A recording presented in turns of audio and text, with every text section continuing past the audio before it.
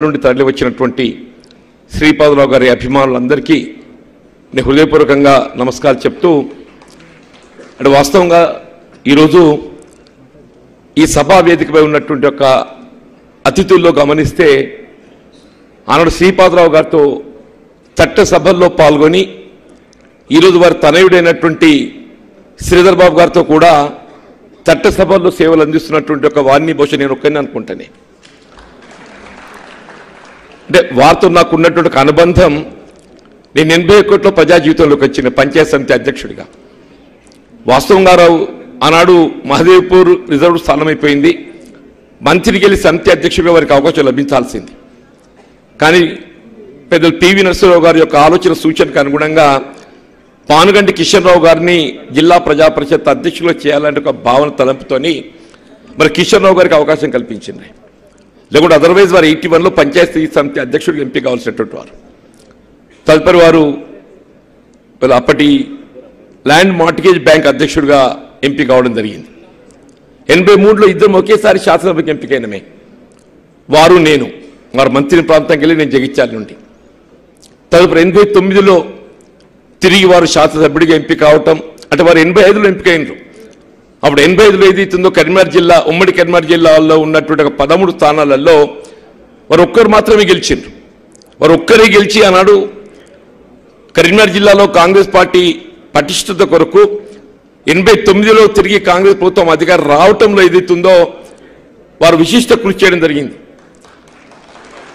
89లో ఏదైతుందో వారు శాసనసభ్యుడిగా అంటే వాస్తవం మొత్తం ఒక విధంగా రజాత శత్రువే వారు శాసనసభలో కానీ సెక్రటేరియట్లో వారు కనబడ్డారంటే ఐఏఎస్ అధికారులు ఎవరే కానీ చెప్పి అంటున్నా నేను లేచి నిలబడి వారికి స్వాగతం పలిగేటట్టు వారని చెప్పి అంటున్నా వారు తదుపరి కాలంలో శాసనసభ సభాపతిగా ఎంపిక కావడం అంటే ఒక స్థాయిలో వారు ముఖ్యమంత్రిగా మరి ఎంపిక అయ్యేటువంటి అవకాశం ఉందని చెప్పి అందరూ కూడా భావించినమే సరే వీళ్ళ విధి ముందు ఎవరం కూడా మనం ఏం పదవులు ఏ విధంగా వస్తే ఊహించలేము సరే వారికి ముఖ్యమంత్రిగా అవకాశం రాకున్నప్పటికీ ఏదైతుందో వారు కేవలం ఉమ్మడి కరీంనగర్ జిల్లా తెలంగాణ ప్రాంతానికి పరిమితం కాకుండా యావత్ ఆంధ్రప్రదేశ్ రాష్ట్రంలో ఏదైతుందో వారు గుర్తింపు పొందిన నాయకుడు మరి శ్రీపాదరావు గారు అని చెప్పి చెప్పక తప్పని చెప్పి అంటున్నాం వారి ప్రత్యేకత వారికి అంటే కరీంనగర్ జిల్లా పరిస్థితి దాదాపు అందరూ ఊహించింది తెలిసిందే ఆ తీవ్రవాదం నెలకొన్న పరిస్థితులలో తీవ్రవాద సానుభూతి పరులుగా భావించి సామాన్య ప్రజానీకంపై ఒత్తిడి పోలీస్ రిప్రెషన్ జరుగుతున్నట్టుగా పరిస్థితులలో అప్పుడు శ్రీపాదరావు గారు ఏదైతుందో అసలు వారంటూ లేకుండా ఉండి ఉన్నట్టయితే మరి కరీంనగర్ జిల్లా ప్రాంతంలో పరిస్థితి ఏ విధంగా ఉండేదో ఊహించలేమని చెప్పంటున్నాను ఒకవేళ పోలీస్ రిప్రెషన్ ఏదైతుందో అంటే దాన్ని కొంతమేర నిరూప చేయగలిగింది శ్రీపాదరావు గారు చెప్పక తప్పదని చెప్పంటున్నాను వారు ఎప్పుడు కూడా సంకోచించేవారు కాదు పేద ప్రజల పక్షపాతి అని చెప్పండి పేద ప్రజల పక్షపాతి శ్రీపాదరావు గారు అని చెప్పంటున్నాం గ్రామీణ ప్రాంత నిరుపేద వర్గాలు దళితులు బలహీన వర్గాలు వారు అసలు మంత్రి నియోజకవర్గంకి వెళ్ళి పోటీ చేయాలంటేనే ఎవరు ఊహించరు ధైర్యం చేయరు ఆ ప్రాంత వాస్తవులు కాబట్టి అలాంటి శ్రీపాదరావు గారే కానీ శ్రీధర్ బాబు గారు అక్కడ ప్రాతినిధ్యం వహిస్తున్నారని చెప్పంటున్నాను సరే దురదృష్టం ఏంటంటే వాళ్ళు ఏ తీవ్రవాద సానుభూతి పరుల అనే భావనతోని మరి రిప్రెషన్ గురవుతున్న పరిస్థితుల్లో వారిని కాపాడనే ప్రయత్నం కొంతమేరకు వారికి అండగా నిలవాలని చెప్పే ప్రయత్నం చేయడం జరిగిందో చివరి వారి చేతిలో బలి కావటం నిజంగా దురదృష్టకరం అసలు ఎవరు కూడా ఊహించడం దీన్ని అది శ్రేలి కానీ తదుపరి కాలంలో ఏదైతుందో ఆ తీవ్రవాద సంస్థ కూడా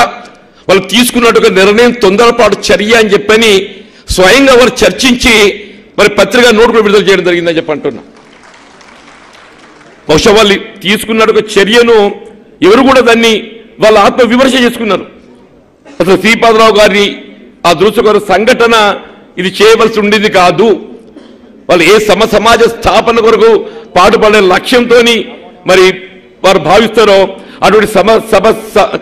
సమాజ స్థాపన కొరకు పాటుపడేటువంటి ఒక లక్ష్యంతో ముందుకు పోయేటువంటి వారు శ్రీపాదరావు గారు చెప్పి అంటున్నాం సరే ఏదైనా వాళ్ళ వారు భౌతికంగా మనతో లేకున్నప్పటికీ వారి ఆలోచన విధానం ఏదైతుందో తెలంగాణ రాష్ట్రంలో మన ప్రగతికి ముందుకు పోయే విధంగా రాష్ట్ర ముఖ్యమంత్రి వర్యులు రేవంత్ రెడ్డి గారికి అత్యంత సన్నిహితులు అని చెప్పి నేను అనగాని వారికి ఇవాళ ప్రభుత్వంలో అండగా నిలిచిస్తున్నటువంటి వారు శ్రీధర్ బాబు గారు అని చెప్పి చెప్పక తప్పదని చెప్పి అంటున్నా. వారు ఇవాళ పరిశ్రమ శాఖ మంత్రిగా, ఐటీ శాఖ మంత్రిగా ఇవాళ వివిధ శాఖలు ఉన్నాయి, ఎవరం ఏదైనా నిర్వహిస్తామే. కానీ పరిశ్రమ ఐటీ శాఖ నిర్వహింపజేయడం అనేది సాధారణ విషయం కాదు. దేశ విదేశాల నుండి ఏదైతుందో పరిశ్రమలను ఆహ్వానించాలి, మన ప్రాంతాన్ని రప్పించాలి. మన ముఖ్యమంత్రి గారికి తోడుగా నిలిచేదైతుందో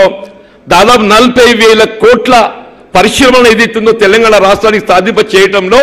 వీళ్ళ రేవంత్ రెడ్డి గారు ముఖ్యమంత్రి గారికి ఏదైతే తోడు నిలిచినటువంటి వారు శ్రీధర్ బాబు గారికి చెప్పక తప్పని చెప్పి అంటున్నా. ఏదైనా కానీ ఇంతవరకు ఏదైతుందో శ్రీధర్ బాబు గారు శ్రీపాదరావు గారి తండ్రికి తగ్గ తనయుడిగా పేరు గాంచిందా. కానీ